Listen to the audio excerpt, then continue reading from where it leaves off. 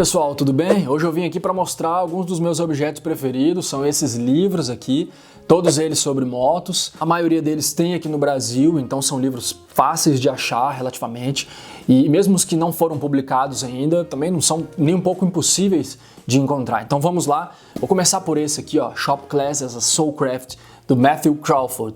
Um baita livro, um pouco cabeçudo demais, um texto um pouco difícil. Ele é em inglês, ele é um dos que ainda não foram publicados aqui, mas é fácil de encontrar na Amazon, foi lá que eu comprei pelo menos. E nesse livro ele fala muito sobre o processo de trabalho em tarefas que exigem o uso de nossas próprias mãos para alcançar o resultado final, né? Algo que a gente encontra muito facilmente na profissão de mecânico de motos, por exemplo. Mesmo nos dias de hoje, em que os mecânicos já contam sim com a ajuda de muitos computadores e softwares para diagnosticarem eventuais falhas, né? Ainda assim não existe nada mais importante do que a pessoa ter o discernimento do que deve ser feito para corrigir e utilizar a ferramenta certa e qual é essa ferramenta.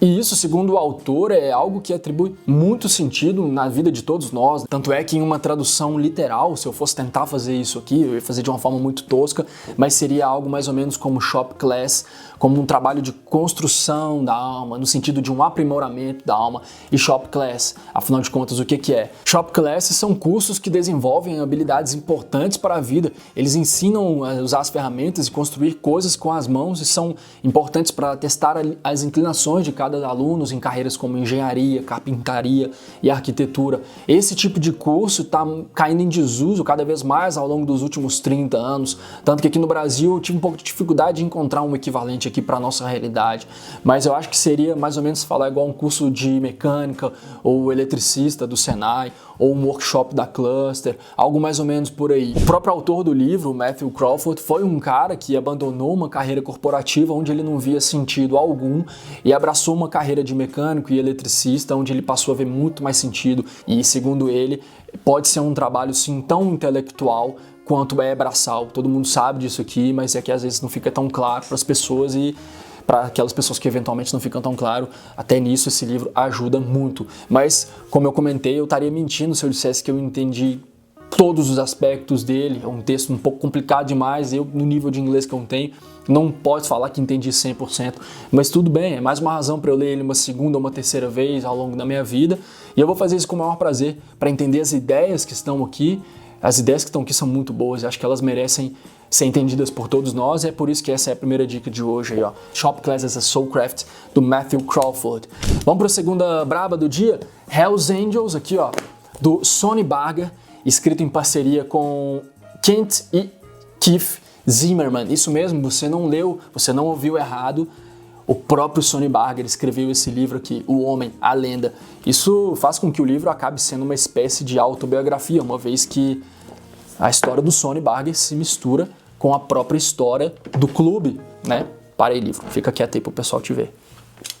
Então aqui você pode esperar encontrar os relatos de todas as aventuras e desventuras dos Hells Angels dos anos 60, em São Francisco, todas as encrencas com a lei, com as drogas, as prisões que o Sonny enfrentou e o quanto esse cara é resiliente, viu? O cara é, acima de tudo, um grande exemplo, né?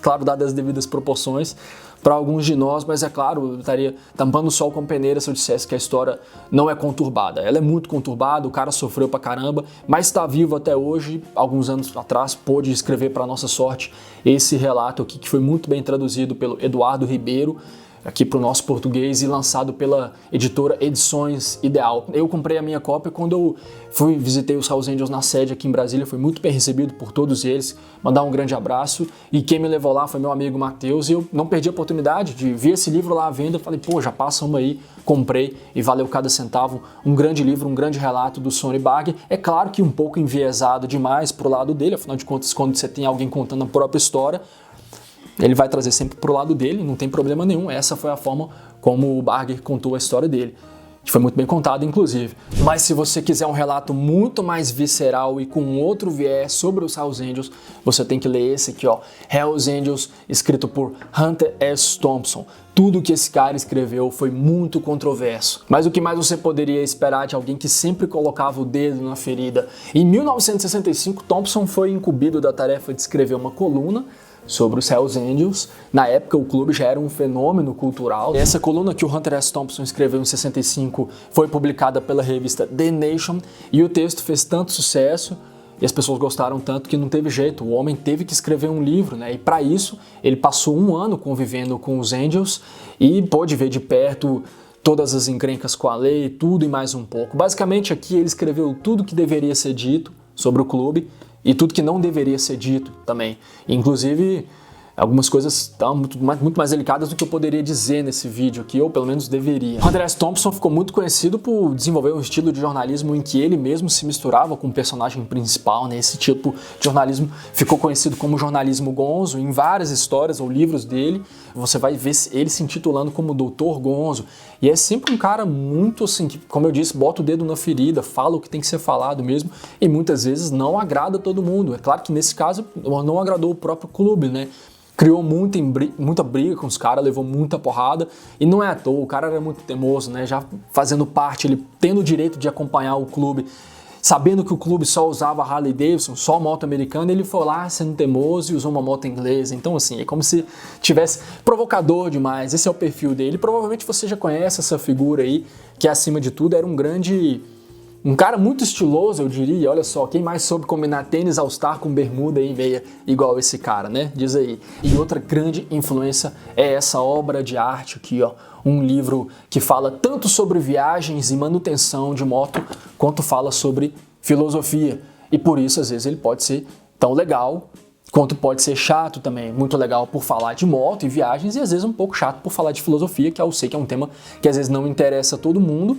Eu sei que não me interessa tanto a mim assim, mas ainda assim eu sei que eu fui lá e li ele e consegui terminar depois de muito tempo, mas valeu muito a pena. Ele é muito legal nas partes em que ele fala sobre motos, porque ele tá falando basicamente de viagem de moto, de manutenção de moto e da viagem de moto que ele tá fazendo com o filho dele, e tudo coisa que a gente gosta de ouvir. E sendo bem sincero, até as partes em que ele fala mais de filosofia também são muito interessantes e têm seu valor, mas você tem que estar mais imerso ali para poder prestar atenção, né? Nessas partes aí mais filosóficas ele fala muito sobre questões como, por exemplo, quantidade versus qualidade e como a manutenção da moto é muito mais legal do que você ir lá e comprar uma moto nova, né? Isso, segundo o Robert Pirsig, faz muito mais sentido e tem um valor muito maior. E paralelo a tudo isso, vai rolando uma história de fundo também com um desfecho incrível e muito surpreendente, que também, por sua vez, é uma grande lição para todos nós e traz uma série de significados, né? Esse livro ficou muito famoso aqui no Brasil com essa capa que vocês estão vendo.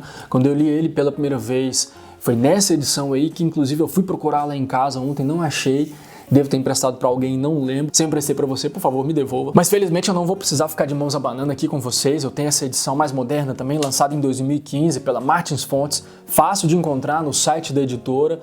E tudo bem, a gente sabe que às vezes os livros não são tão baratos quanto a gente gostaria que fosse, mas se eu puder dizer para você que vale cada real, faz esse favor a si mesmo, leia esse livro. Ele serviu de grande inspiração aqui para o Motorama. Quando eu li ele, o canal nem existia, tem 6, 7 anos, e li. E foi a primeira vez em que eu vi alguém falando de moto de uma forma diferente, né? A gente não precisa falar de moto só... Enfim, só, sei lá, pelo menos a forma como eu tinha visto as pessoas falando até então naquela época. Aqui foi a primeira vez que eu vi alguém misturar várias outras coisas com o assunto manutenção, com o assunto moto e de quebra o assunto zen e meditação, né? Eu acabei esquecendo de falar isso aqui, mas esse nome não tá aqui na capa à toa. Até isso ele levanta, muito bem levantado, a questão bacana também de como andar em moto, como viajar de moto, seja com seu filho atrás na garupa, ou seja sozinho, ou seja com quem você for, também é uma forma de meditação, uma meditação em movimento e muito fascinante. Tudo que esse cara aqui falou é fascinante. Infelizmente ele morreu há algum tempo, mas o legado dele está bem representado aqui em outros livros que ele escreveu também, mas para nós que somos motociclistas e vivemos a motoca, para nós o maior legado dele tá aqui, ó. Um livro difícil, um texto chato muitas vezes, mas que no final das contas vale muito a pena você finalizar. E não é um livro de autoajuda, não tem balela, não é cheio daquelas baboseiras que a gente está cansado de ouvir. Tem só coisas com muito valor e eu recomendo a leitura para todos vocês. A gente sempre fala bastante aqui das Vincent, principalmente nos episódios voltados para a história, né? Então vocês sabem que a Vincent foi uma motocicleta fabricada durante muito pouco tempo lá na Inglaterra, em uma fábrica só, de uma forma quase que artesanal e feitas em pouquíssimas unidades, né? Mas ela alcançou muito rapidamente um status de moto muito mística, né? Ela era muito desejada por motociclistas tanto na Europa quanto nos Estados Unidos também. E a Vincent seguia uma escola de engenharia muito diferente das outras motos inglesas da época, né? Uma mecânica muito peculiar e várias inovações e modernidades que só ela tinha na época, né? Ela trouxe uma suspensão totalmente diferente. Dessa forma, não eram muitas pessoas que mexiam com essa moto. E nos Estados Unidos, o melhor deles era o Big Sid, o personagem principal desse livro aqui, ó. As pessoas saíam de todas as regiões dos Estados Unidos para levar as motos para a oficina do Big Sid, não importa se fosse Indian, se fosse Honda, se fosse Harley, mas a principal paixão do cara eram as Vincent. Assim que ele descobriu uma, ele viu aquela maravilha da engenharia e ficou apaixonado. A partir dali ele já sabia que é aquilo ali que ele queria. Uma das partes mais legais do livro é quando o Big Sid está na Alemanha em uma missão pelo exército americano, quando ele serviu o exército e teve a oportunidade de visitar a fábrica da Vincent lá na Inglaterra. Ele pegou um trem, saiu da Alemanha, foi para a Inglaterra, teve a oportunidade de conhecer o próprio Philip Vincent, inventor da marca, e foi muito bem recebido e aproveitou a oportunidade para comprar várias peças para sua moto. E mesmo depois que a Vincent fechou as portas, esse cara foi um dos responsáveis por continuar o legado dessa moto, e um legado que continua até hoje para os fanáticos por motos clássicas e motos inglesas, ou motos simplesmente de qualquer tipo, né? O livro é recheado de várias histórias, de corridas de arrancada, de corridas no deserto de sal, com várias motos clássicas, marcas antigas, Matchless, BSA, Norton. Esse livro tem também a melhor explicação de como foi que surgiram as Bobber. Muita gente legal aparece aqui nesse livro. Tem o Steve McQueen, tem o Holy Free, que foi um piloto que quebrou recordes de velocidade usando uma Vincent Black Shadow no deserto de sal de Bonneville. Mas é claro que o personagem mais importante, além do Big Sid, é claro, é a Vincati, essa moto que está aqui na capa. A Vincati, vocês já sabem qual moto é um super projeto que une um motor 1000 cilindradas da Vincent Black Shadow com um chassi da Ducati, né? No caso deles, um chassi de Ducati GT de 1973. Então, assim, como se não bastasse a quantidade de histórias maravilhosas que a gente encontra nesse livro, a gente ainda tem o direito de acompanhar esse super projeto de perto, né? Todas as dificuldades, os obstáculos que eles encontram no caminho e que, acredite em mim, foram muitos, né? Não é porque eles estavam nos Estados Unidos já com um motor Vincent, já com um chassi Ducati, que por sua vez foram muito difíceis de encontrar, não significa que foi nada fácil. Muito pelo contrário, o Big Sid teve que usar todo o conhecimento de décadas, né, trabalhando em motos e trabalhando em manutenção de moto para conseguir fazer esse projeto que foi o grande projeto da sua vida. Ele precisou sofrer um ataque cardíaco, se vê em um leito de hospital, para o filho dele, o Matthew Biberman, que é o autor do livro, chegar nele e falar: pai, você já passou por essa experiência de quase morte agora? Então talvez seja a hora da gente fazer aquele grande projeto que o senhor sempre quis fazer. E aí quando eles tomam essa decisão de unir os esforços e fazem essa moto e no final dá tudo certo, relaxa, isso não é um spoiler, o mundo conhece essa moto,